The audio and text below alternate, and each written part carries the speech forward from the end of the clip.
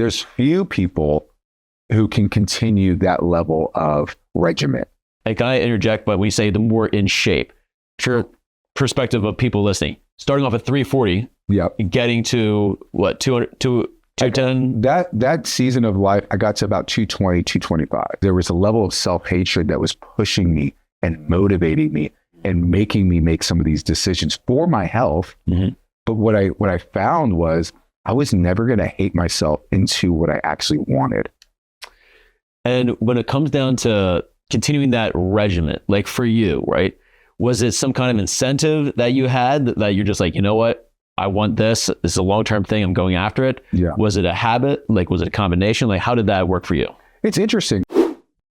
All right. Ladies and gentlemen, welcome back to the Become Great podcast with your hosts, Ahab Al-Hindi. Welcome. And Dan Beer. So, Ahab. Yes, sir. Man, so today we're talking about physical fitness. Yeah. I'm pretty passionate about this topic. I know. Yeah. This is something that, as I said, you can do this with you can do this to sleep. Like proverbial eyes closed. Yeah. So proverbial eyes closed. Exactly. You can do this in your sleep. You could, you've been doing this, like physical fitness, like going back, what, probably 2-3 years getting serious about this, or 4 years ago. 4 years ago. Fair enough. Never mind. All right. 4 years ago, I was about to get set up for surgery. I realized, hey, I don't want to go down this road. Yep. And so I was like, oh man, like this is scary. If this is what my 40s is going to look like. Yeah. Like I'm terrified. I'm just going to be taking medicine and going in and out of surgeries and seeing doctors. I was like, I don't want to. I looked into the future and was like, I don't want that. Yeah. And so I made a serious change at my right after my 42nd birthday. I had to have surgery that September, and that was when I said, I'm going to change. And so I started eating better, started losing weight, started working out 1 day a week, 2 days a week, 3 days a week, until I literally just started making it a lifestyle. And it took a long time for it to become a lifestyle and a habit. But once it became a habit and it became like a part of my life, then there was no turning back. Like I'm like, this is what I love. Yeah. And partially because I discovered how much of my physical health had affected my emotional health and then my mental health. Yeah. And I was like, oh, like we talked about this before. Like totally. I thought I was depressed and I thought I had anxiety. Yep. I was just fat and eating crappy food. Mm-hmm. And I didn't realize the connection. Yeah. You know, and most people don't know that connection that exists to begin with, like between the food you eat, the physical activity you get, and how you feel afterwards, but without paying attention to those aspects of life. Yeah. Some people just don't listen to their bodies. And like I was at a luncheon yesterday and I ate chicken, little potato salad. And then, we're sitting there and I'm like, this cookies look kind of good. I'm going to have a half a cookie. Yeah. And I don't have afternoon crashes. Okay. Right. It's good. And I eat that half a cookie and I'm like trying to keep my eyes open through the afternoon. Wow. That sugar rush. That spike and then drop. And I was like, oh, so stupid. I should not have done that. Not because I felt guilty about enjoying something. Of course. Right. Yeah. But it was more like I have a whole day of things I need to do. That cookie's not serving my day. Mm-hmm. Like it served a moment dopamine hit, right? Yeah. But it wasn't serving my day. It wasn't serving me the way I want my food to serve me. That's right. Gotcha. And that's something that you've been learning just over these past 4 years, not just physical activity, but even the food, the diet that you feed yourself as well. Totally. Gotcha. Like I have 14 team members in my business that I'm currently training in like a 12-week program. Gotcha. Wow. And which is really fun. I'm having a blast doing it. They're loving it as well. And I'm having to teach them like, hey, this is not like starving yourself is not a plan. Not a good idea. No, it's a terrible plan. Like I know the scale's going to go down, but that's not the goal. Yeah, that's right. The goal isn't the scale going down. The goal is to build habits that are sustainable, that work, where your life can be transformed. Absolutely. For instance, I had some team members who were like, they were not eating, before their workout or after their workout. And they would try to fast as long as they could. Oh boy. So that they can lose more weight quickly. That you're gonna lose just energy to even live. Like, well, which is exactly what happened, right? And they're all like, we want to do a low carb diet. I'm like, that's great. If you want to do a low carb diet, I'm not going to argue. Mm-hmm. Put all of your carbs before your workout and after your workout. Mm-hmm. Yep. If you're going to limit your carbs, you should have 150 to 200 grams of carbs right in this window, in that 3-hour window, before your workout, after your workout. And they're like, well, I don't want to have any carbs. Carbs mean I'm going to get fat.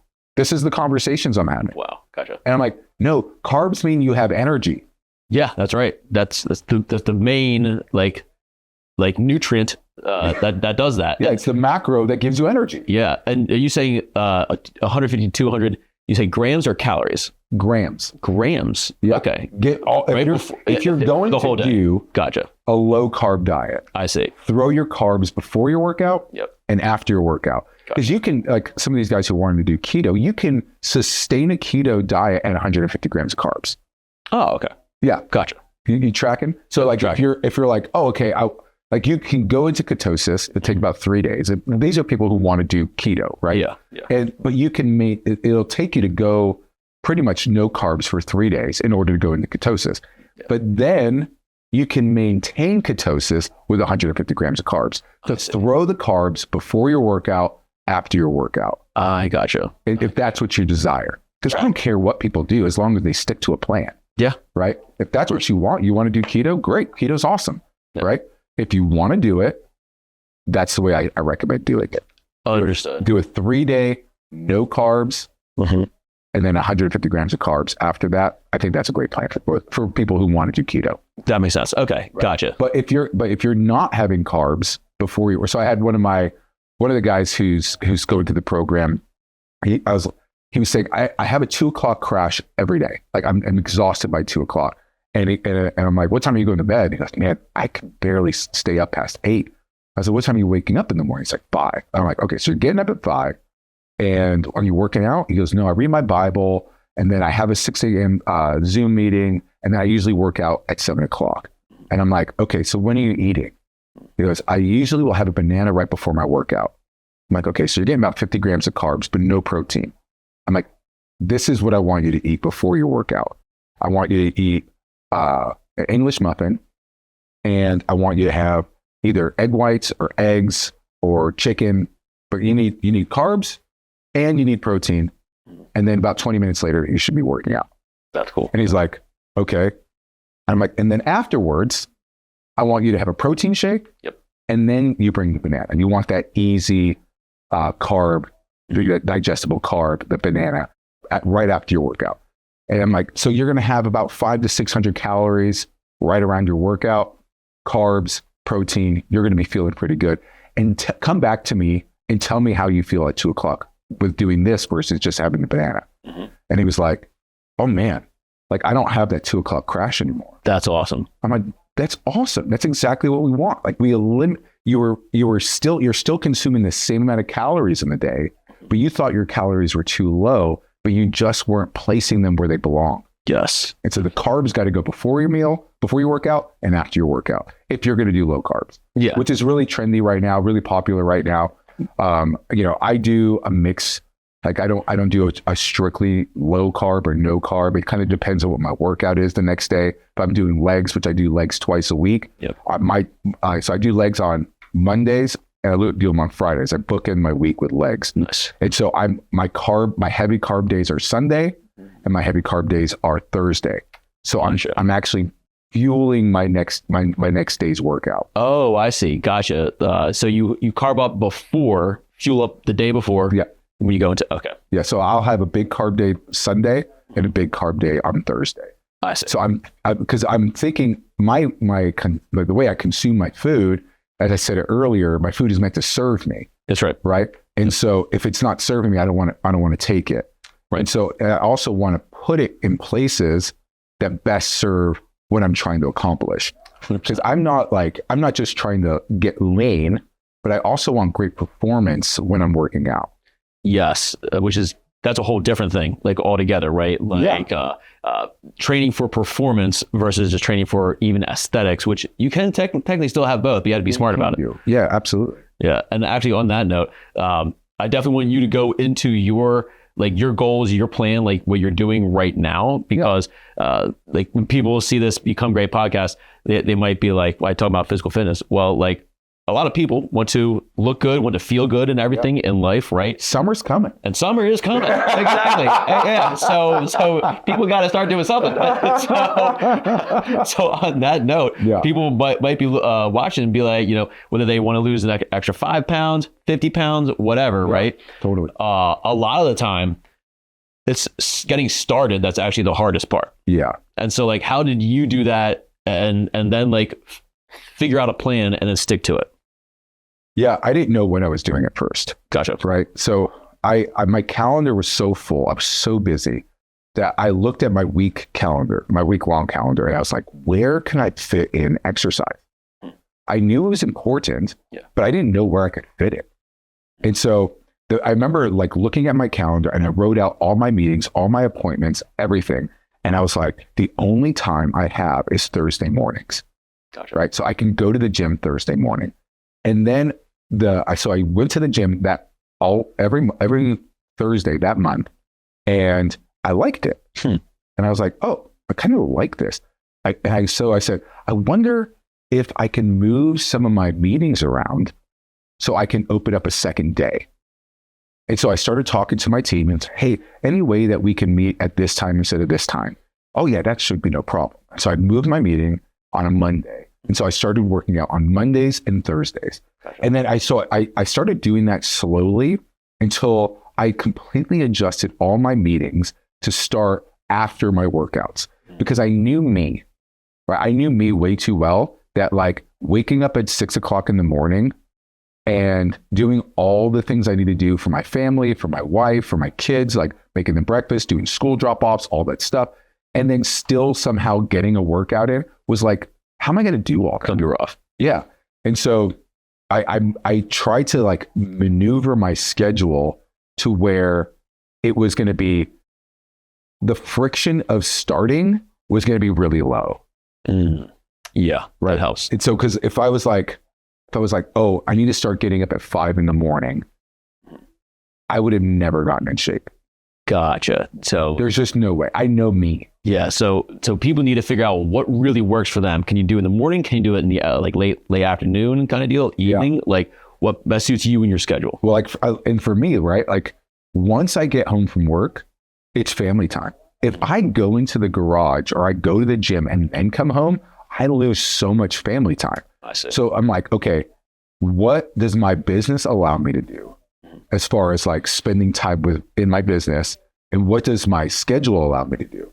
So I started getting up, reading my Bible, making the kids breakfast, doing school lunches, doing all that, getting the kids in the truck, driving them to school, and then going straight to the gym. And I would bring a duffel bag with my work clothes in it. I would work out at the gym, shower, and go straight to work. Wow.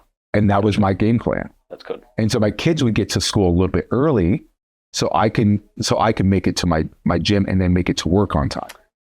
I see. Does that make sense? Yep. Because the school allowed us to drop them off a little bit early. So I maneuvered my schedule to reduce the amount of friction so that the entry point would be easiest. That makes sense. Yeah, and that's how you started. You realized that's the easiest way to start this. I needed an easy way. 1 day a week, low friction. Yep. Yeah. Hey, starting anything new is hard. So you need the low friction. Low friction. Yeah. Some people, when they want to start, they're like, I'm going to go grab P90X and I'm going to do 6 days a week and I'm going to go crazy. I'm going to get ripped in 12 weeks.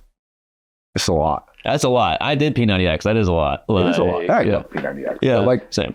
But it's you're asking yourself to be someone you're not yet. Yeah. You're asking your body to be something it isn't yet. And some people, it works for them. True. Most people, they do the 90-day program and they go right back to their old life. Yeah. Yeah. There's few people who can continue that level of regimen. And when it comes down to continuing that regimen, like for you, right? Was it some kind of incentive that you had that you're just like, you know what? I want this. This is a long-term thing. I'm going after it. Yeah. Was it a habit? Like, was it a combination? Like, how did that work for you? It's interesting because like the more in shape I got, the more I became the in shape guy in my friends group. And can I interject? But when you say the more in shape, for perspective of people listening, starting off at 340, getting to what, 200, 210? That season of life, I got to about 220, 225. I see. Okay. And so I went more from like 290 in that season because I had lost. Once I got below 300 pounds in my early 30s, I never really popped back up over 300. Gotcha. But once I got to like I lived kind of at 280, 290, like I kind of like hovered in there. And never was comfortable, but that's where it seemed like it was really easy to sustain. I gotcha. Right. And I didn't totally hate the way I looked. Mm-hmm. And so and then I got to this point where I got down to 220, and then I became like the fit guy in my friends group. And I was like, oh, this is kind of weird. People were asking me about my workout routine and what my diet is. And then I get to like parties and people are watching me for permission to eat junk food, like guys who admire me. Oh, cool. Like there was now a weird peer pressure on me to not eat the cake, not eat the pastries, not eat the pizza. There was like this really weird peer pressure. Interesting. Because they're like looking at me as like this guy who's arrived, right? Yeah. And I'm like, frick, dude, I'm still in process. But like last night I went out to dinner with a group of folks, and we would go to a really nice restaurant, and everyone's ordering their food, and it's very, very, very tasty sounding food, right? And I'm like, man, that sounds really good. And that sounds really good. And the guy gets to me and I'm like, I'll have 2 burger patties and Brussels sprouts. Nice. And he's like, is that it? I'm like, yeah, I'll have 2 burger patties and Brussels sprouts. And this guy goes, man, that takes a lot of discipline. And I'm like, no, I don't eat that. Oh, gotcha. Yeah. You have a whole separate diet. Like this is a day off. Like you're just chilling. Yeah, I don't even eat. Like that's not an option in my world anymore. I gotcha. Wow. So like you removed that. It's just not even a choice. Yep. It's like, well, if I'm going to go here, I'll eat a steak, or I'll eat burger patties, or I'll eat chicken breast. But I'm not going to eat like a burger. Yeah. Different. Yeah. I'm not going to have like a teriyaki bowl with all that sugar making me want to pass out right after dinner. Mm-hmm. Right. Like, because I think about how I feel now. Yeah. And how my food's going to make me feel. Yeah. That's something you had to learn the hard way, kind of figuring that out for you and your own. The less you eat sugar, the less you consume it, the less you desire it. That's true. Yeah. And we talked about this the other day when we were hanging out. Sugar is one of the most addictive substances on earth. Yeah, which is wild. It's crazy how addictive it is. Yeah. And so just getting off sugar is like, to do it is really, really miraculous. Yeah, for some people. Yeah. Yeah. Like my wife couldn't do it. She has sweet tooth? Oh man, like sugar. She has coffee with her sugar and cream. Gotcha. Well, yeah, one of those people, exactly. Yeah. Well, and so like my wife, that's not her world, and I don't judge my wife. Of course, I don't care what she eats. Yeah. She's a gorgeous woman no matter what. But for me, I know if I have sugar, then I have to go through 2 weeks of sugar cravings. 2 weeks. Yeah. Wow. So I'm like, I don't even feel like doing that. Yeah. Yeah. And so it just becomes a self-elimination. I'm like, I don't really want to go through that. That sounds like a lot. Yeah. That 2 weeks, that's a lot of time to have to suffer through that and everything. Yeah. So. But then if I don't eat it, like I don't even think about it. Yeah. The craving's not. Like I got home from dinner last night because I had that cookie. I got home. I'm like, I kind of want I want something sweet. And I was like, frack. Now I got to go through this. Do you know what I mean? Yep. Exactly. So it's being smart about, okay, what's the choice before me, right? Yeah. Like I could eat this, I could eat that, but here's how I'm going to feel later on, right? Yeah. And it's basically just, you don't have to like... And you don't get there overnight. Exactly. Yeah. Like, we were talking about you experimenting with your diet, you experimenting with your workouts. Yep. and like experiment with how you treat yourself. Yeah, of course. Like if your motivation is to be thin, I would ask why. Yeah. Yeah. Why do you want to be thin? And if it's like, I want to look good, that's a reasonable reason to want to be thin. Absolutely. Like, go for it. If it's like, I want to be jacked, or I want to, whatever, those are all good reasons. But I would make sure, and this is something I think is really important, that it's coming out of a place where I love myself so much that I want this for me. That's it. The incentive. Yeah. Versus I hate myself so much, I'm going to withhold this from me. Yeah. That's a big difference. It's a huge difference. Yeah. Because if I love myself into my breakthrough, then there's a level of grace and kindness in the way you treat yourself that you will operate from. But if it's, I hate myself, which is what I struggled with. That's what I learned over the last 4 years. Gotcha. There was a level of self-hatred that was pushing me and motivating me and making me make some of these decisions for my health. But what I found was I was never going to hate myself into what I actually wanted.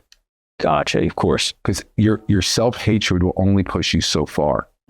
And then when you have a cheat day, or when you have a cheat meal, or you have a cheat snack, your self-hatred will keep you in a cycle of shame. You actually, it makes it so much more difficult to get out. Totally. Self-love will keep you in a cycle of like, you know what?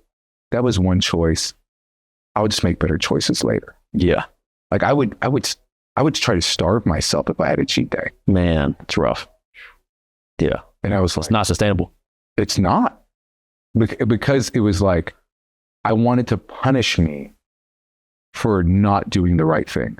Yeah. Like, and we are all tempted like that in life. But when you love yourself, what I've noticed is you also have fun along the way. You actually like, you're proud of your progress. Like, hey, I may not have eaten great yesterday, but look where I am in comparison to where I was. Yeah. This is pretty good. Like, and I still have the fat guy inside. He's still inside my head. Like if I overeat, I expect my six pack to be gone tomorrow. Oh, gotcha. Like I'll look in the mirror and be like, it's still there. How'd that happen? Oh, wow. You know? Yeah. Yeah. But like I have this like weird expectation that it's all going to fall apart. It's still something I process through. It's still something I have to work through, you know? But like the reality is you didn't gain all the weight with one meal. You're not going to gain it all back with one. That's right. Yeah. And for people who are watching, who may also have that, you know, the fat person mentality, like, you know, speaking to them in the back of their head. Sometimes it's in the front. Or it's in the front. Yeah. It's every other hour, like yelling at you, right? Like, how do you keep that at bay while continuing to press forward on both your diet plan and your physical fitness plan? It's a process. So you have to build new habits, new ways of talking to yourself. Like if my son will laugh at me when I'm in the gym. If I get a press up and I'm like, say I'm doing dumbbells and I'm coming back down and I finish a rep and I put the weight down. I'm like, oh, it was a good set. He's like, why do you always talk to yourself like that? I'm like, well, I'll work out by myself. Like who else is going to do it? You got to be the one to talk to yourself into doing the things. Yeah. Yeah. Man, that was really good. Oh, good job. Keep pushing. I talk to myself throughout my workout. Yeah. Positive self-reinforcing feedback for yourself. Absolutely. That's awesome. And I tell myself like, you know, like if I'm, let's say in the early days, denying something that I wanted, like a piece of pie, pumpkin pie, pumpkin pie, right? And so denying myself a piece of pumpkin pie, like was something that was like, I would then go, man, okay, I'm not going to have this pumpkin pie.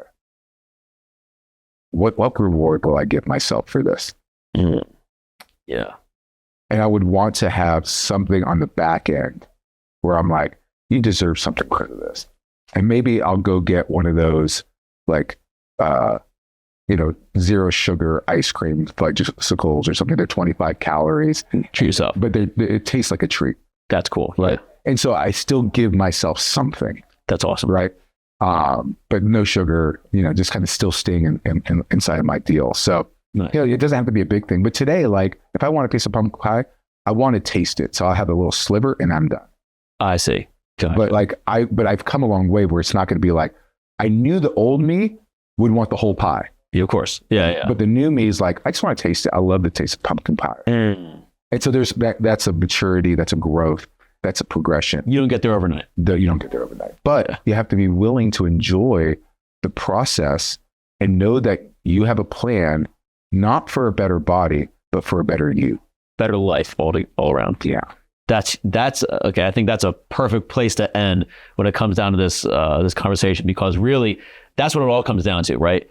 People just want a better life, and when it comes down to whether there's a physical fitness plan or a diet, like, however way you want to start, start off small, right? Yeah. Love yourself in the process as you're going along. So important. Yep. And as you said in the beginning, like, you have to find a way just to make it easy on yourself, right? Yeah. 1 day a week, like, start off there. Yeah. Look at your calendar. What do you have room for? Mm-hmm. And if you don't have room, make room. Yeah. And then just track, how do you feel? How do you feel afterwards? Right. Yeah. Like, and I'm willing to bet, like, from your own life and from what I've noticed as well, people are going to feel a whole lot better, like, when they try to test this out and they realize, wow, this is actually, I feel good. Like, eventually you're going to start to look good, do this over time. Yeah, and a lot of the people I'm coaching right now around this, it's around that 6-week mark where they go, oh, I like this. That's cool. So, but a lot of people will want to quit at the 6-week mark. Just keep pushing. Just keep pushing. Yeah, you're right around the corner from your breakthrough. That is huge for a lot of people, because whenever there's discouragement, hey, even if you have to talk to yourself like you do, like, do what you got to do to press past that wall, right? And then that's when you do start to see that progress beyond the 6-week time frame. And don't, like, I do this all the time. Like, I will say, I really want to work out today. And I'll tell myself, you have to at least get 20 minutes in. 20 minutes, okay. And then what happens usually is by the 20-minute mark, you can get another 20. You're in it. That's a good point. You're like, oh, I feel great now. I love this. Yep. But it's that. But there'll be days where you get 20 minutes in and you're like, all right, I'm cool. It's 20 minutes I didn't do yesterday. So that's great. Yep. Honestly, for me, my thing is, as long as I can get myself to the gym. Yeah. Like, if I can walk through those doors and I put my hands on those weights, it's go time. Like, so whatever people need to do, whether it's just that initial movement of, like, starting to work out or get yourself to a gym, set yourself up in a successful environment. And then as you start making that forward motion, you're probably going to feel a lot better to go even further. Yeah. So that's awesome. Well, so good, Dan. Yeah, this is awesome. Thank you for talking about this. I know we've been talking about physical fitness for literally the past 5 months, since we've been together. So it's been long overdue, but I'm glad we can talk to the folks about this. So on that note, ladies and gentlemen, if you got anything out of this podcast episode, we would love it if you can like, comment, and subscribe. Let us know what you liked as well. And if you have any questions. And remember, folks, till next time, remember, you too can become great. Bye, everybody.